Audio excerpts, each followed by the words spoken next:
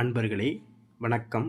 அதாவது இந்த மாந்திரீக கலையை எனக்கு கற்றுத்தந்த என்னுடைய குருவான தெய்வத்துடைய அருளால் இந்த பதிவை நான் உங்களுக்கு பதிவிடுறேன்.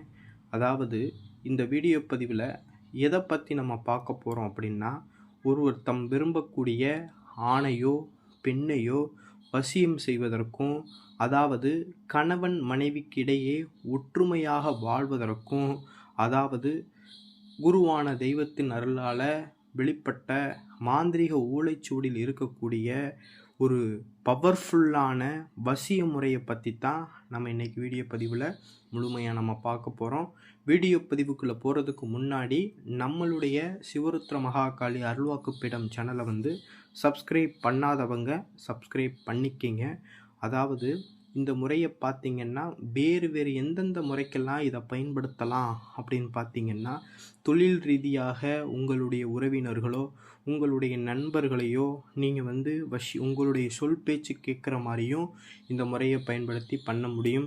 அதே ரீதியாக உங்களுடைய நட்பு ரீதியாக இருக்கக்கூடியவங்களையும் உங்களுடைய சொல் பேச்சு கேட்குற மாதிரியும் உங்களுக்கு வசியம் பண்ணுறதுக்காகவும் முடியும். இந்த முறையை பயன்படுத்தி வசியம் பண்ண முடியும். சரிங்களா? அதாவது இந்த பிரயோக முறையை ஒருவர் மேலே நீங்கள் பிரயோகம் செய்கிறீங்க அப்படின்னா இது எப்படிலாம் வேலை செய்யும் அப்படிங்கிறத தெரிஞ்சுக்குங்க. சரிங்களா?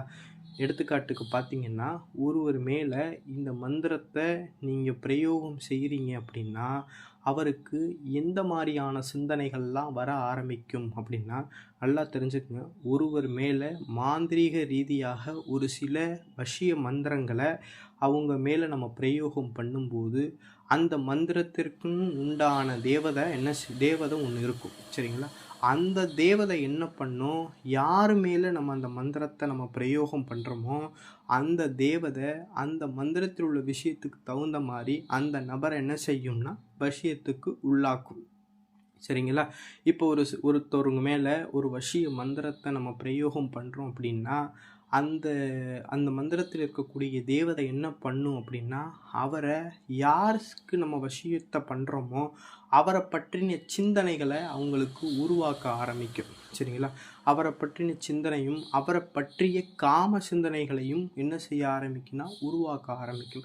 இது என்ன செய்ய ஆரம்பிக்கும்னா ஒரு கொஞ்சம் கொஞ்சமாக அந்த நபரை என்ன செய்யும் அப்படின்னா அவருடைய கட்டுப்பாட்டுக்குள்ளே அந்த தேவதை கொண்டு வர வச்சு அவருடைய மனசில் இருக்கக்கூடிய அந்த பெண்ணுடைய எண்ணத்தை தூண்ட ஆரம்பிக்கும். யாருக்கு நம்ம வசியம் பண்ணுறோமோ அவருடைய எண்ணத்தை அந்த நபருக்கு தூண்ட ஆரம்பித்து ஒரு கட்டத்தில் என்ன செஞ்சுருப்பாங்க அப்படின்னா, யாருக்கு நம்ம வசியம் செய்கிறோமோ அவங்களே அடிமையாக கிடந்துருவாங்க. அவங்களுக்கே அடிமையாக கிடந்து அவங்க சொல்கிற வாக்கு தான் வேத வாக்கு அப்படிங்கிற அளவுக்கு என்ன செய்ய ஆரம்பித்தோம்னா உருவாக்க ஆரம்பித்தோம். சரிங்களா? உருவாக்க ஆரம்பிச்சிடும். உருவாக்கின பிறகு என்ன செய்யணும்னா ஒரு கட்டத்தில் என்ன செஞ்சிடும்னா தன்னை தேடியும் வர ஆரம்பிச்சிருவாங்க. நீங்கள் தான் உலகம்னு இருக்க ஆரம்பிச்சிருவாங்க. சரிங்களா? இப்படி தான் ஒரு மந்திரத்தை ஒருவர் மேலே நம்ம பிரயோகம் செஞ்சோம் அப்படின்னா அவருக்கு என்ன செய்ய ஆரம்பிக்கணும், வேலை செய்யும். சரிங்களா? இதை பார்த்திங்கன்னா ஏகப்பட்ட விஷயத்துக்கு இந்த வசிய முறையை நம்ம பயன்படுத்தலாம். சரிங்களா?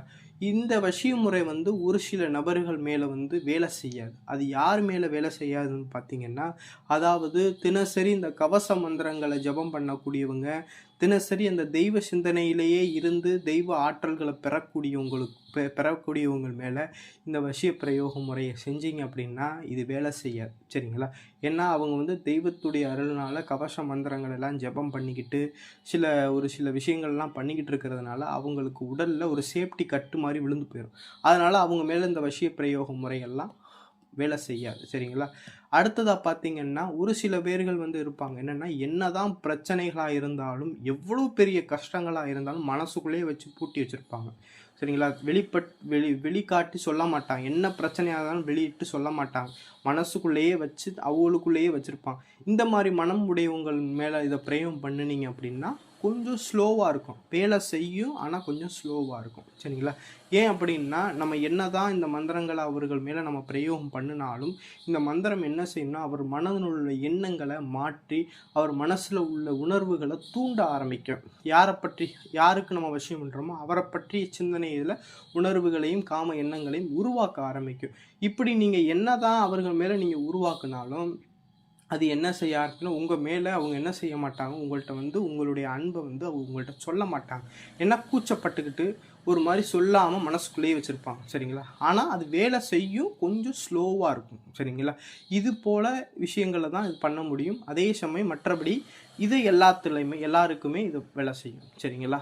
இதனால் எந்த விதமான பின்விளைவுகளும் கிடையாது. சரிங்களா?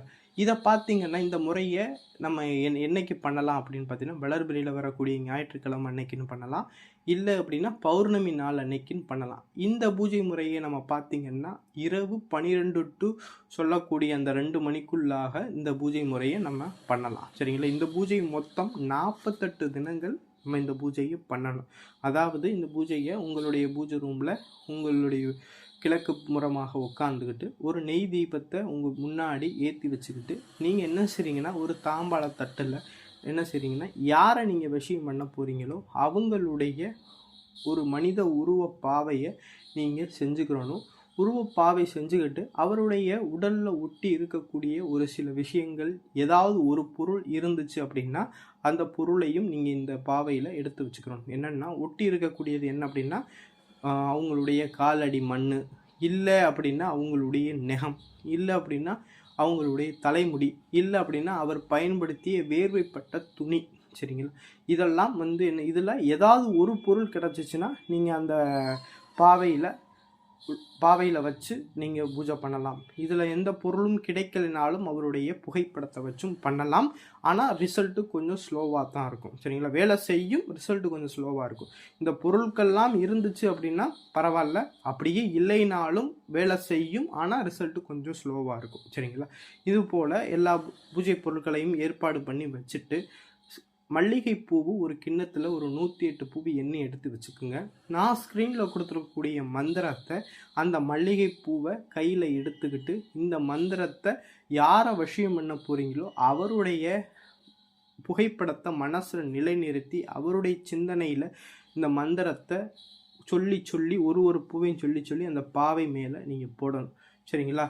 இப்படி அந்த 108 மல்லிகை பூவையும் மந்திரம் சொல்லி இதை போட்டு முடித்த பிறகு அந்த தீபத்துக்கு முன்னாடி என்ன செய்கிறீங்கன்னா, கண்ணை மூடிக்கிட்டு யாரை நீங்கள் வசியம் பண்ண போகிறீங்களோ அவருடைய உருவத்தை மனசில் கற்பனை பண்ணிக்கிட்டு இந்த மந்திரத்தை ஒரு நாளைக்கு 1008 வீதம் மொத்தம் இந்த மந்திரத்தை 48 தினங்களும் என்ன செய்யணும்னா, இரவு 12 டு அந்த சொல்லக்கூடிய அந்த 2 மணிக்குள்ளே ஏதாவது ஒரு நேரத்தை தேர்ந்தெடுத்து 48 நாட்கள் இந்த பூஜை பண்ணி இந்த பாவையை என்ன செய்றீங்கன்னா, ஒரு மண் கலயத்தில் அடைச்சி அதோடைய வாயில் பகுதியை ஒரு கருப்பு துணியால் கட்டி கொண்டு போய் மயானத்தினுடைய வட மூலையில் கொண்டு போய் பிதைச்சிட்டிங்க அப்படின்னா அந்த நபருக்கு என்ன செய்ய ஆரம்பிக்கணும், உங்களை பற்றிய சிந்தனைகள் வர ஆரம்பித்து உங்களை தேடி வர ஆரம்பிச்சிருவாங்க.